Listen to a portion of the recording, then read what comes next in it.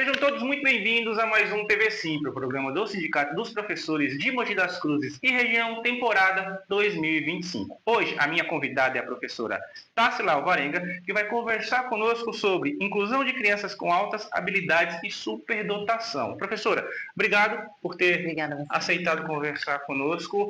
A gente já falou aqui sobre educação inclusiva, já tivemos alguns convidados para conversar sobre isso, mas você é a primeira que vem para falar desse tema específico. Então, seja bem-vindo. Obrigada, muito obrigada.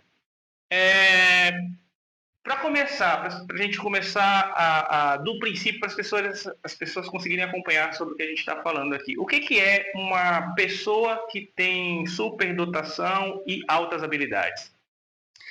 Na verdade, a gente tem um conhecimento do senso comum de que as pessoas com superdotação são pessoas, aquele tipo de gênio, né? Sim. É o gênio, é aquele carinha de óculos, é o menino rico, né? Que sabe, que passa em primeiro lugar, que tira 10 em todas as avaliações. Sim. Mas, na verdade, superdotação não é isso, né? Tem também a questão da aprendizagem rápida e tem também esses estereótipos que a gente às vezes encontra por aí. Sim. Mas superdotação é uma condição, é um funcionamento cerebral, é um tipo de funcionamento cerebral, uma característica, né, da pessoa. E a pessoa com superdotação, ela às vezes é uma pessoa que aprende as coisas rápido, Sim. mas nem sempre vai ser um aluno que se dá bem na escola. Entendi. Tá?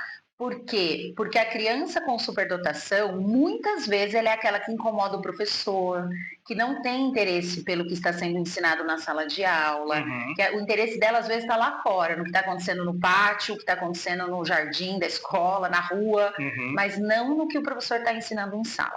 Tem uma relação direta entre um QI elevado com uma superdotação ou não necessariamente? Sim, na verdade tem sim uma relação, né, com o QI, o número de QI, mas não se resume a isso. Ok. Tem outras duas características que também são relacionadas ao diagnóstico de superdotação, que é a questão da criatividade, e não só a criatividade artística, como a gente vê, mas diferentes tipos de criatividade, tá?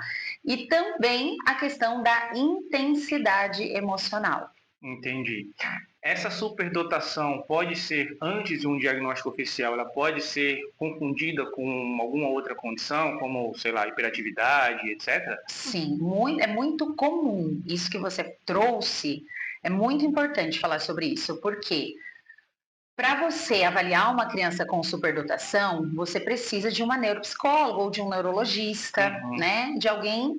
E não basta ter a formação neuropsicóloga ou neuropsicológica, né? Ou neurologista. A pessoa precisa entender de superdotação. No Brasil, a gente tem muitos poucos estudos sobre isso.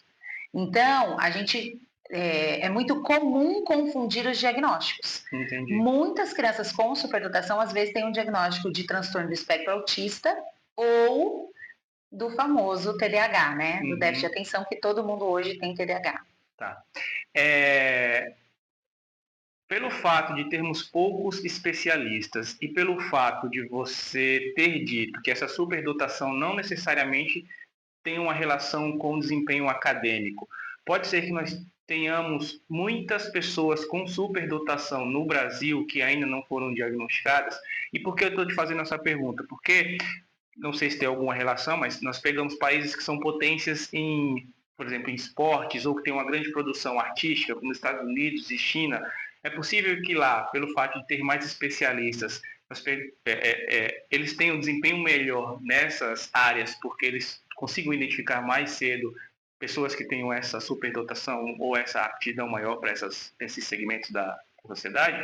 Sim, certamente, né? No Brasil hoje, eu não me lembro exatamente, mas acredito que 2 a 3% da população, né? E a gente não tem essas pessoas identificadas, a gente não sabe onde elas estão, né? Então, por conta disso, por conta da falta de pesquisa nessa área, a gente precisa investir muito nisso, porque até os dados de doença de saúde mental no nosso país pode estar relacionado à ausência de diagnóstico. Porque quando a gente sabe o que a gente tem, como tem envolvido aí uma intensidade emocional, as pessoas sofrem muito.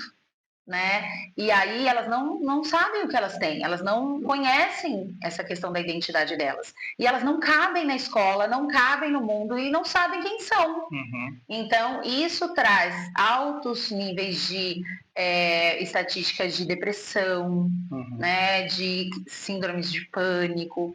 E são pessoas altamente inteligentes, mas inteligentes muitas vezes mais ligados ao acadêmico e não ao emocional. Entendi. Eu não sei se esse foi o gatilho para terem te convidado aqui para falar sobre esse tema. Eu acredito que não, porque eu imagino que os professores aqui não acompanhem tantas redes sociais quanto eu tenho que acompanhar por causa do meu trabalho. Mas recentemente o Whindersson Nunes, ele tornou público que ele é superdotado.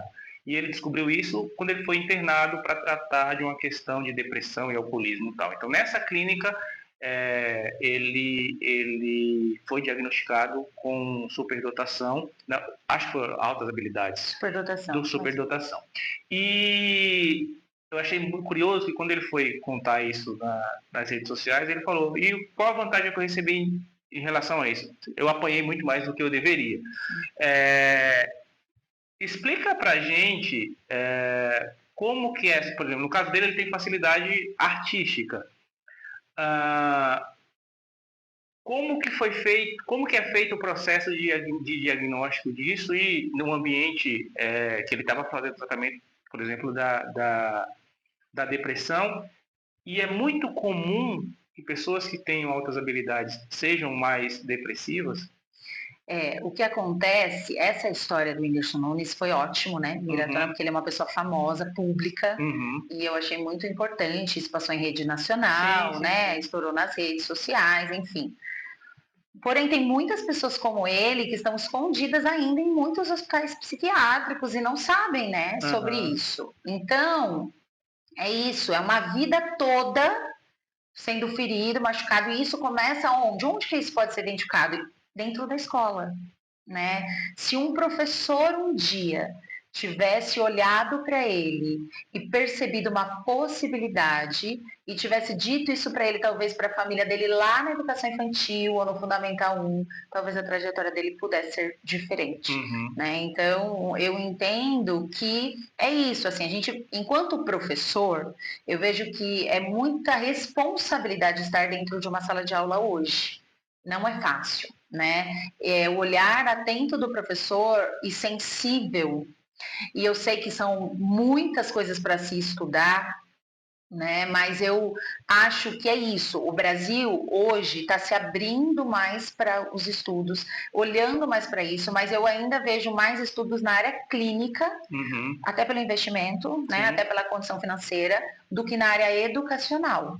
E eu acredito que na escola isso fique muito mais claro quando os professores começarem a entender um pouquinho a característica da superdotação. Eu quero me aprofundar mais sobre as características e os sinais, até para ajudar os professores que acompanham a gente, mas antes disso, como não confundir uma superdotação com um talento específico que uma criança tem para um determinado assunto? Ou esse talento necessariamente é uma superdotação, só que para aquele ponto específico? É assim, ó, até quando a gente fala desse nome, tá? Superdotação e altas habilidades. Na verdade, tem uma diferença sobre isso, né? É uma questão de tradução, tá? Da gente não ter no português algumas palavras que são parecidas como no inglês, por exemplo, né? Então, no inglês é gifted, né? Que seria um talento alto, né? Só que aí foi traduzido e não tem CID, né? Não tá, é uma condição, não é um transtorno. Então não está isso catalogado, por exemplo, no catálogo de doenças, né? Ou de transtornos. Mas tem uma diferença. A superdotação é algo nato. Sabe essas crianças que às vezes hoje a gente olha assim, a gente fala, meu Deus, mas como que essa criança sabe isso? Né? E tem algumas características que nos ajudam a diferenciar, porque faz parte da identidade. Então, quando você olha uma criança dentro de sala de aula e você percebe lá na educação infantil, uma criança extremamente curiosa, mas é algo que foge ao padrão, porque normal ninguém é, né? Mas foge ao padrão. Hiperfoco, às vezes, a gente vai encontrar tanto na criança com transtorno do espectro autista, na criança com TDAH, né? Mas o hiperfoco ele também aparece na superdotação. Então é uma criança que muitas vezes ela esgota o assunto. É uma criança que o assunto que ela se interessar, ela vai estudar aquilo até esgotar todas as possibilidades que existem, tá? E além da questão da curiosidade extrema, tem a questão, às vezes, dessa criança emocionalmente se desregular muito. Sabe aquela criança que às vezes chora demais? Entendi. Não consegue voltar. Você acalma, você dá uma água, às vezes você pega no colo, você dá um abraço apertado, você tá ali com a escuta ativa. Mas é uma criança que ela tem muita dificuldade de regular o que ela sente, de identificar e de nomear o que ela sente, né? E tem as pessoas que são explosivas, às vezes muito impulsivas. Também a questão do pensamento lógico, né? Então, se é lógico, faz sentido. Se não é lógico, não faz sentido nenhum, né? E nem tudo é lógico, né? Então, são crianças que às vezes vão ter mais facilidade na área de exatas, embora a gente tenha, por exemplo, pessoas como o Whindersson Nunes, né? E como vários artistas que a gente conhece, sim, que tem uma potência maior na arte, né? Ou às vezes, que é o próprio caso do Whindersson Nunes também, é uma pessoa muito engraçada, né? Muito naturalmente engraçada e foge muito ao padrão. E isso aparece já desde pequeno. Se a gente olhar para isso e a gente não podar essa criança, porque muitas vezes o que a gente faz é podar, né? Mas se a gente der asa, der espaço para ela dentro de sala de aula, aí então a gente consegue começar a enxergar alguma dessas potências, né? Então seria mais a questão da criatividade, da potência dessa criança na aprendizagem, na curiosidade e a questão da intensidade emocional. Mas aí, por exemplo, no caso da curiosidade, quando o professor vai avaliar isso, ele também tem que avaliar o ambiente que essa criança tem em casa? Por exemplo, sei lá, a gente pode dizer que um Chico Buarque da vida ou que um Caetano Veloso da vida, eles são superdotados ou eles cresceram desde sempre em um ambiente que estimulava muito essa parte artística e aí eles desenvolveram esse talento através das influências que eles tiveram ao longo da vida? Eu acho que, né, tá aí para dizer pra gente, tem um estudo, né, que diz da influência do meio, porém, é um funcionamento, não adianta. Você pode pegar uma criança, e tem muitas outras que a gente talvez nem conheça, sim, né, que estão no meio, mas se ela não tiver essa condição, porque é um funcionamento cerebral, né? É biológico, é neurobiológico. Então, se eu pego uma criança que tem esse tipo de cérebro, esse tipo de funcionamento, e aí sim, se eu estimulo, né, se eu identifico qual é a área dessa criança de potência, porque não são todas, tá? Mas qual é a área de potência? E aí eu vou dando asas para aquilo, eu vou estimulando. Não são todas o quê? Não são todas as áreas. Ah, claro. Porque as pessoas pensam assim, superdotado, ele tem que tirar 100 em tudo, ele é 100%. Não é, né? Isso é um engano que a gente traz. Às vezes eu ouço alguns professores dizendo assim, mas ele não é superdotado. Olha essa redação que ele escreveu, entendi, né? Mas olha o cálculo que ele fez. Olha a forma como ele pensou. E a forma como eles pensam e como eles fazem, geralmente, é muito diferente do padrão. Entendi. Né? Então, eles, às vezes, vai ensinar uma divisão naquele modelinho padrão que a gente conhece. Eles vão fazer totalmente fora daquilo. Porque tem algo dentro da superdotação que se chama pensamento arborizado. Então, eles pensam de uma forma totalmente diferente. É como, não sei se vocês já assistiram aquela série do The Good Doctor, sim, que ele é um autista, né? Mas é só para ilustrar o pensamento. Quando ele vai resolver um caso ali dentro do hospital, aparece uma nuvem aqui e abre o caso, né? Então, ele consegue perceber todo o sistema que ele precisa entender para resolver. Então, é isso que acontece dentro da mente de uma criança superdotada dentro da sala de aula, diante do assunto que ela domina, né? Entendi. E aí, ela identifica a área que ela tem interesse e aí esse hiperfoco vai para aquela área e ela meio que ignora as outras, é isso? Ou elas têm só o desinteresse pelas outras? Na verdade, o cérebro do superdotado é como se fosse uma máquina. E essa máquina é programada para aqueles interesses. Então, é por isso que dentro da sala de aula, às vezes, o superdotado dá tanto trabalho para se encaixar na escola. Porque como ele tem uma potência muito grande para determinada área, ele tem uma resistência muito grande para a área que para ele não faz sentido estudar sobre aquilo. Entendi. E eles se apoiam muito, como eles sabem que eles vão dar conta, eles vão dar conta do básico. Então eles vão dar conta do básico para ter mais tempo para se dedicar naquilo que eles são bons. Eu entendi. Isso pode acabar gerando, porque assim, a gente até agora está falando da relação acadêmica, né, de Sim. avaliação e etc. Sim. Mas no relacionamento com as outras crianças, com os outros familiares e tal, isso também influencia? Sim. Eu tenho 2 filhos, né, superdotados, e um deles tem muitos amigos, se dá muito bem, sempre foi bem aceito. Agora, a outra, né, que é a minha filha, não, nem sempre foi assim. Eu era coordenadora da escola e tinha muitas questões de relacionamento na educação infantil, tinha muita impulsividade, algumas atitudes que pareciam para as pessoas certa falta de educação, então muita dificuldade em aceitar pessoas. Dá um exemplo. Vou te dar um exemplo. Uma vez uma professora da educação infantil virou para ela e falou assim: eu não sei mais o que eu faço com você. E aí ela virou para a professora e falou assim, ela tinha acho que 4 anos. Ela virou para a professora e falou assim, olha, eu vou te dizer o que você pode fazer comigo. Você pode me deixar sentada sem brincar, você pode me levar na sala da coordenadora, você pode... Então ela resolveu o problema da professora. Entendi. E aí a professora falou, meu Deus, mas ela ainda está me desrespeitando. Entendi. E aí, quando eu fui conversar com ela em casa, eu falei, filha, mas você não pode falar assim. Mãe, mas ela me perguntou o que ela tinha que fazer. Então, eu disse a ela o que ela tinha que fazer comigo, porque se ela não sabe, eu sei. E aí, nessa fase, você já tinha o diagnóstico? Não, eu esperei. Hoje, que eu estudei bastante, eu sei que a partir de 2 anos e meio já é possível fazer o diagnóstico, tá? Com pessoas sérias que estudam sobre o assunto, que tem um estudo fora do país, é possível. E tem algumas pessoas dentro do país que fazem isso, né? Mas eu esperei ela completar 6 anos. Entendi. Porque eu não sabia nada sobre isso. E aí, quando ela fez 6 anos, aí eu fui até uma neuropsicóloga, né, daqui mesmo na nossa cidade, e fiz a avaliação dela, e aí veio o diagnóstico. E é comum, você só tem os 2 filhos? Só os 2. E é comum ter mais de uma criança com essa condição na mesma... Sim, porque é genético, né? É genético? É genético. Você também tem o seu... Eu estou me investigando e o meu esposo já foi diagnosticado.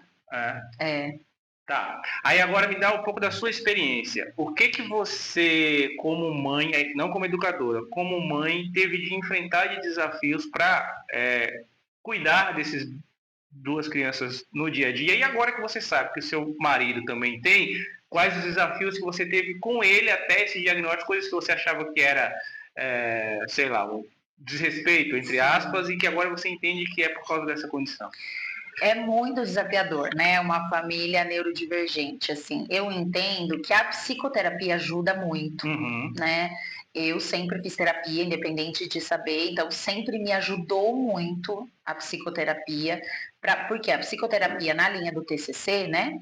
Ela ajuda a gente a pensar sobre o nosso comportamento e a remodelar o comportamento.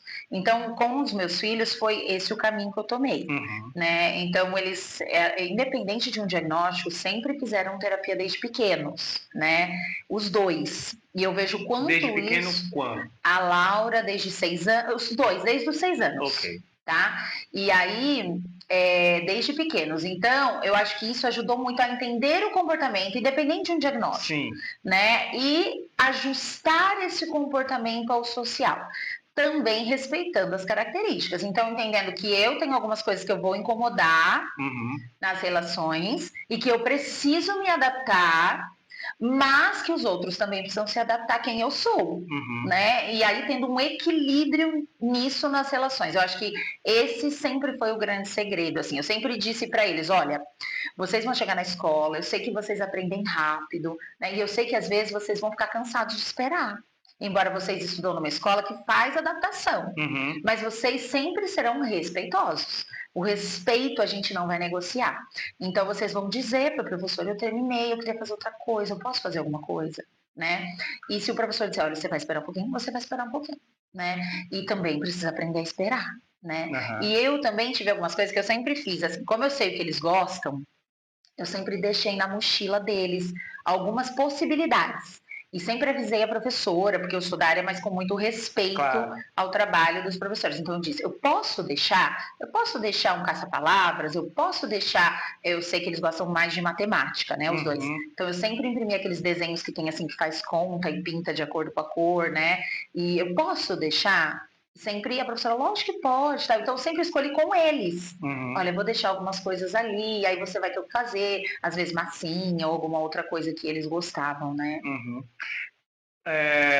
Pode haver, por exemplo, uma dispersão maior no sentido de.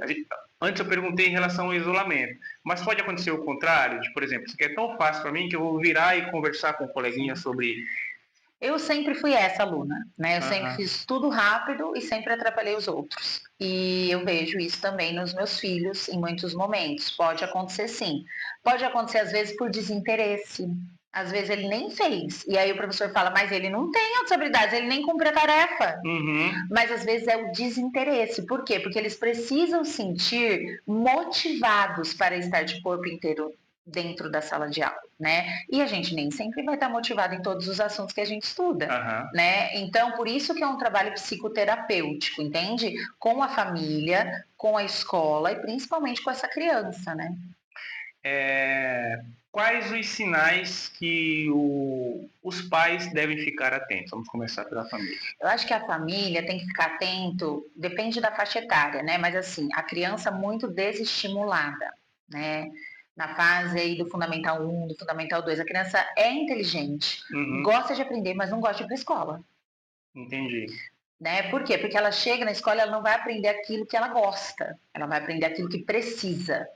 E eu acho que uma questão assim de rigidez emocional, rigidez cognitiva, né? Eu acho que tudo isso o pai precisa estar atento. A questão às vezes, porque o superdotado, o que acontece? Primeiro que ele não tem cara, Sim. né?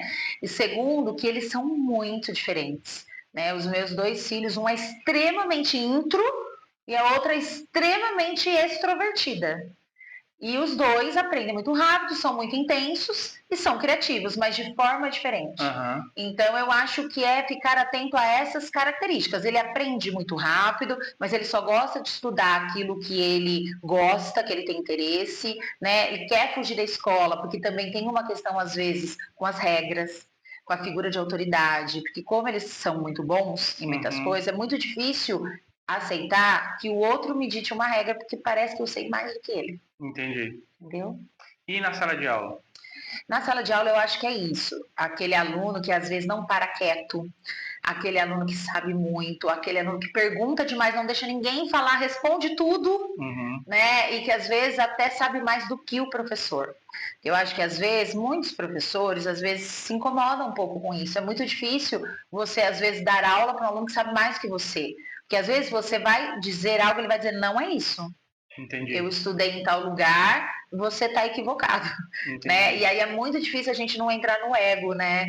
E naquela coisa de vaidade do professor de às vezes dizer, mas quem ele é para achar que ele sabe mais do que eu? Esse ímpeto de contestar a figura de autoridade ali é comum também para quem tem essa condição? Muito comum, e por isso que muitas vezes desestabiliza muitos professores emocionalmente, né? Eu já vi muitos professores chorarem, chegarem, eu hoje estou na coordenação, né? Então chegarem para mim, mas o que eu faço? Ou dizerem, eu não consigo dar aula para ele, para ela, eu não consigo entrar nessa sala porque eu me sinto desrespeitada e confrontada o tempo todo, né? Então aí você precisa acolher o professor, instruir e às vezes intervir junto para poder ajudar no manejo, né? No contexto da educação inclusiva, como tratar esses alunos, como acolher esses docentes, como ter uma escola preparada para receber, porque a gente se preocupa muito com a questão da acessibilidade, a gente se preocupa muito com a questão de combate a estereótipos, mas você deu um exemplo aqui na sua fala anterior, quando você falou da sua filha, de ter conversado com a professora e ter deixado lá algo que estimulasse ela para ajudar até no comportamento geral. E aí, como dentro desse conceito de educação inclusiva, trabalhar esses pontos? Na verdade, a criança com superdotação, ela entra na legislação de educação especial, né? Então, ela tem direito, a criança, de um plano de ensino individualizado. Só que muitas escolas não fazem porque não sabem fazer. É muito difícil. A gente está aprendendo agora a fazer um PEI, né, que a gente chama, das crianças com TEA, com TDAH, que a gente não tem informação voltada para isso, a gente tem que ir atrás, né? Então, fazer de uma criança com superdotação, que é um direito garantido por lei, é mais desafiador ainda, porque é uma criança que ela muda o foco. Hoje, o foco dela é o buraco de minhoca, porque eles gostam muito, a grande maioria, de coisas assim muito intrigantes, né, de ciências e tal. Só que daqui a pouco, passou 2 semanas, ela esgotou esse assunto. E o foco de interesse dela está sendo a Copa do Mundo, que vai começar ano que vem. Sim. Né? Então, parece que eles são insaciáveis. Né? Então, a escola precisa estar em constante movimento e precisa propiciar, além do currículo, um espaço de pesquisa, de aprendizagem, que tem que ser além daquilo que se ensina dentro da sala de aula. E com relação ao professor, eu acho que acolher o professor, é lógico, você está ali como escuta, ajudar nas intervenções, mas a formação, né? O meu ponto de vista, a formação é o maior acolhimento, o acesso à informação. O professor trabalha muito, o professor ganha pouco no Brasil, né? E o professor ainda tem cada dia mais demandas dentro da sala de aula, para lidar de uma forma, às vezes, muito solitária nesse lugar, né? Eu estou hoje num contexto de escola privada, né? Num contexto bastante privilegiado, mas já estive num contexto de escola pública bem assim, precário, né? De formação e financeiramente falando também do público que eu atendia. E a superdotação, ela está tanto em um contexto quanto no outro. Né? Então, o professor ele precisa, na verdade, hoje, no meu ponto de vista, de suporte, de acolhimento e de formação, né? De acesso à informação. Foi por isso que eu topei vir aqui, né? Dentro da minha rotina tão corrida, para falar, porque eu acredito que a gente precisa começar a falar sobre isso. Né? Isso vai trazer mais saúde para os professores que estão em sala de aula. A gente, como eu falei antes, a gente já teve alguns convidados aqui que falaram sobre educação inclusiva. E um tópico comum nessas minhas conversas com esses educadores é que, principalmente com os pequenininhos, nesse período durante e pós a pandemia, a questão do isolamento e da falta de habilidade social se agravou muito. Isso já é uma característica dessa geração. A minha questão é, isso pode dificultar ainda mais o diagnóstico de uma condição como essa, no sentido de que hoje as crianças estão muito mais interessadas em ficar no celular ou de ficar no videogame, estão muito interessadas em fazer as coisas que elas gostam naturalmente. Isso é elevado à enésima potência para quem tem essa condição, conforme você me falou aqui agora. Isso pode dificultar ainda mais esse diagnóstico? Sim, pode, e a tela para as crianças com superdotação, ela é um atrativo muito maior do que para as outras crianças. Porque eles amam a informação, são muito curiosos.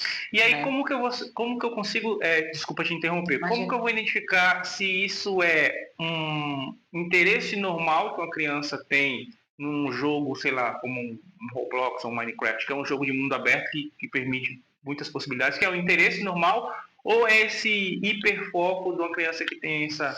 Eu vejo muito isso na minha casa, né? Porque o meu filho tá com 12 anos. Sim. Então ele tá no ápice do Fortnite, do Minecraft, do Roblox, né? Do FIFA também, enfim. Mas tem uma coisa que eu vejo que é diferente, que é assim, ó, por exemplo, agora ele comprou um jogo de planetas. Os interesses, eu vejo que eles são voltados para alguns assuntos que não são comuns das crianças da faixa etária. Então, por exemplo, ele quer estudar galáxias, ele quer saber algumas coisas que não é comum. Se você senta num grupo de crianças de 12 anos, você não vai ouvir aquele interesse que ele está tendo, né? Aquela fala dele sobre aquele jogo, que é um jogo, por exemplo, que só ele está jogando no grupo dele. Ninguém está jogando aquele jogo, né? Mas para ele se basta naquilo. Ele não precisa de mais ninguém. Agora, você tocou num assunto que eu queria falar, que eu acho muito importante, que é o grupo de habilidades sociais. Para as crianças que têm superdotação hoje, e eu acho que aí a gente tira esse interesse da tela, porque a gente dá recurso para o convívio social, né? Porque se a criança não tem recurso, ela vai evitar ao máximo o convívio social e ela vai querer ao máximo ficar sozinha. Existe hoje grupos de habilidades sociais em clínicas. Então a criança ela não faz só a terapia individual, mas ela tem grupos que ela vai lá, que são organizados por psicopedagogas e psicoterapeutas que estudaram para isso e elas fazem um currículo de habilidade social. E aí essa criança vai ser trabalhada. Então, por exemplo, a minha filha fez parte por 1 ano e meio Uhum. de criança da faixa etária dela, e ela era uma criança que não cumprimentava, ela não agradecia, ela não tinha atitudes comuns às crianças da faixa etária dela que aprendem em fase. Uhum. E a justificativa dela era: eu tenho vergonha e eu não gosto de falar com as pessoas. Né? Então era muito difícil lidar com isso, porque ela parecia antipática, ela parecia mal educada. Uhum. E eu sempre estimulando, porque eu faço isso, então sempre estimulando. Mas ela não fazia. E aí, quando ela vai para um grupo de habilidades sociais, que ela entende que isso é importante, é básico para o convívio social. E não é que eu quero descaracterizá-la, pelo contrário. Uhum. Eu quero que ela viva bem, seja aceita, respeitada e também demonstre respeito, dentro dos limites da identidade dela, claro. E aí ela começa a fazer isso, né? Então, por meio de jogos, de brincadeira, às vezes de vivência, ir ao cinema, ir ao shopping, passear, ir a uma lanchonete, e aí ela começa então a desenvolver isso, né? E a gente coloca como meta para ela, porque esse é o desafio dela, né? E aí ela sai desse grupo após 1 ano e meio e aí hoje ela convive com muito mais facilidade. Também tem a questão da aceleração, né? Da possibilidade de aceleração, que é uma possibilidade legal.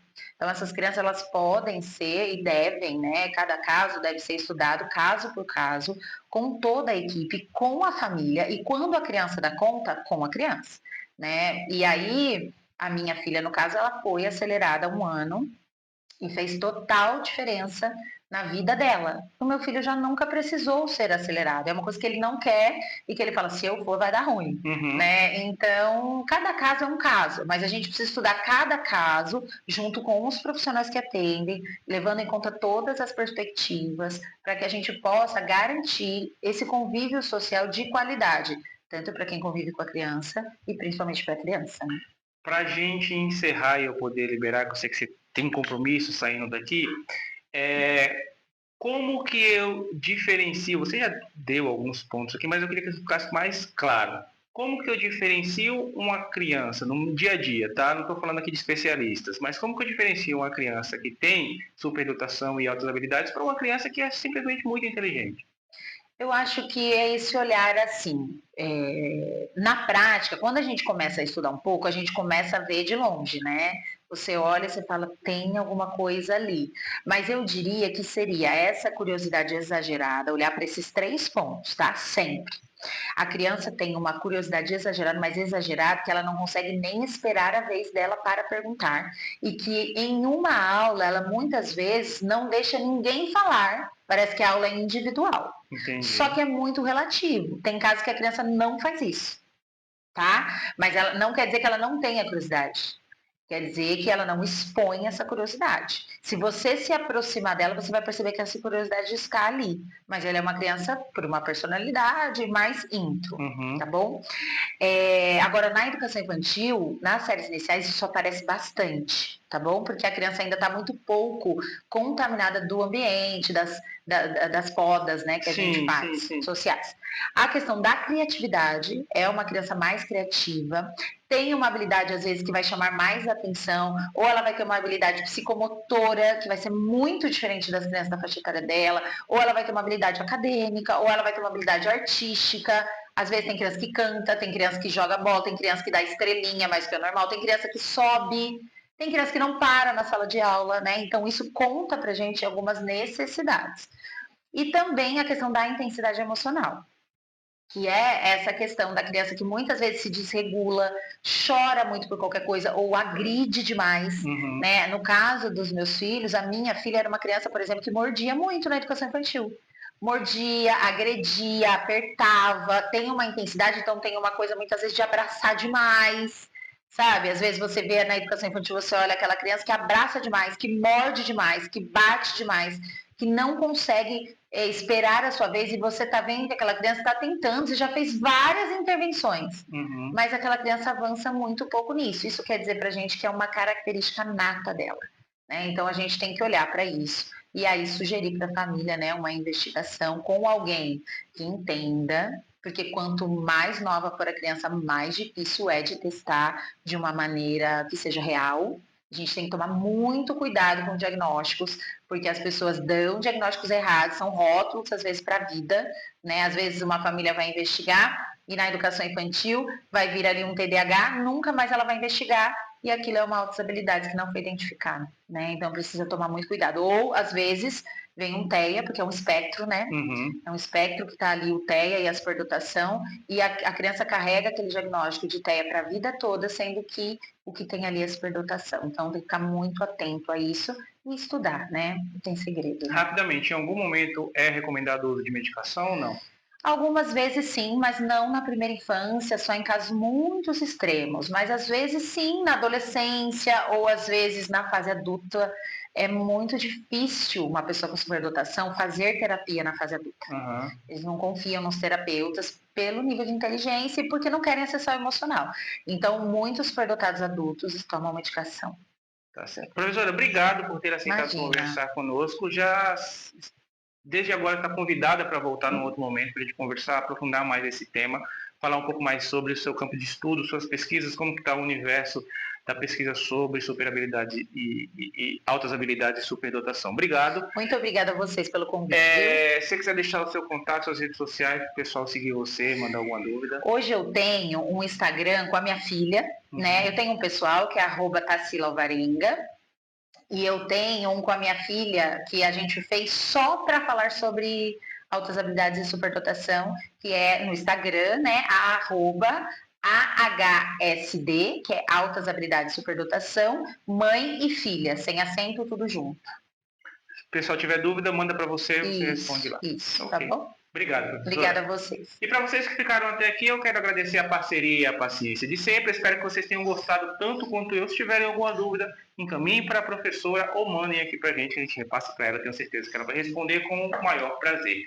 Compartilhem esse conteúdo, interajam de alguma forma e eu vejo vocês no próximo programa. Tchau, tchau.